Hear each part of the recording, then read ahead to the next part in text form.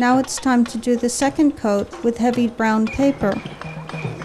Paper bags are good for this. If you have people who do recycling locally, they will have some. Or you can just scrounge some from your local supermarket.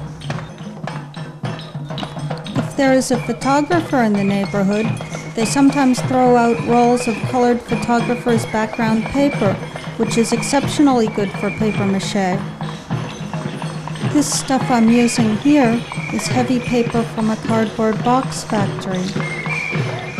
I've also used builder's construction paper, soaking it in water first to soften it. You can keep on changing the shape of the sculpture. The sculpture will become clearer and easier to see with this smoother coating. And as the sculpture becomes clearer, you should keep considering which parts you like and don't like about it, and changing the parts that you don't like.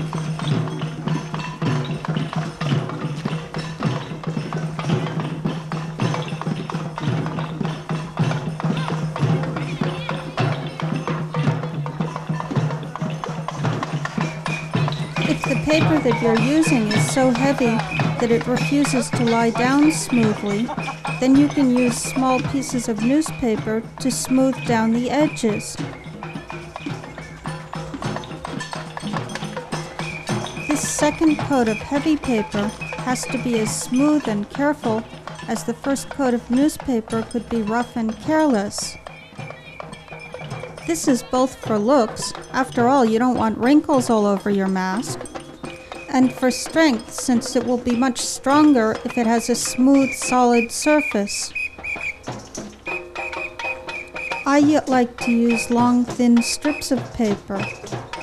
The pieces of paper you use can be larger on the flat parts to smooth out the lumps of newspaper, but have to be very small on the round or curved parts of the mask.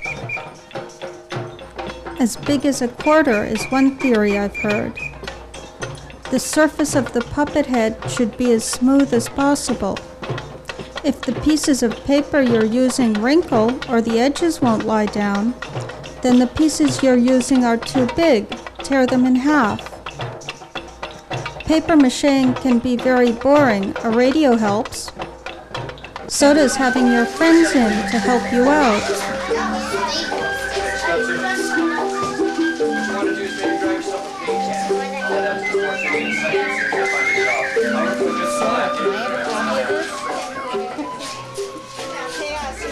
Paper mache around the top and back of the head, too. You don't have to do this very neatly, but this is where the stick that holds up the head will go, so it needs to be able to take some weight. Stand back and look at the sculpture again. You can reshape the sculpture while it's still wet. Add, subtract, smooth out lumps that you don't want. You can also do detailing with the heavy paper. Eyelids, mustaches, and whatnot. I think I'll add some folds around the eyes, like these, to liven this thing up. I use doubled strips of heavy paper, which I then cover with more paper, smooth them down, pinch them sharper, and so on. Let the head dry, and then do a second coat of heavy paper.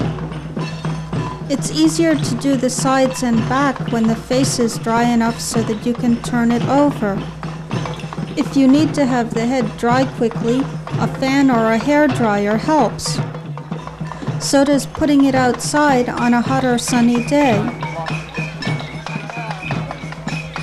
If the head is too heavy, even when it's totally dry, and if you have two solid coats of heavy paper on it, then you can cut slits in the inner cardboard and pull the newspaper stuffing out.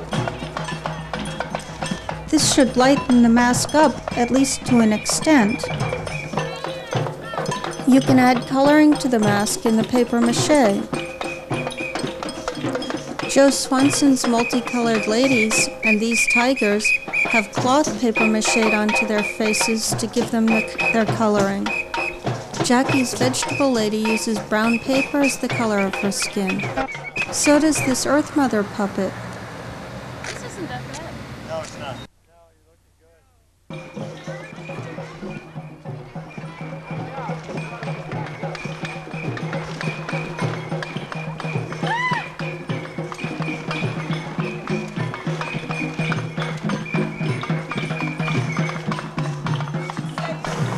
Think about what sort of coloring you want for your mask as you sculpt it.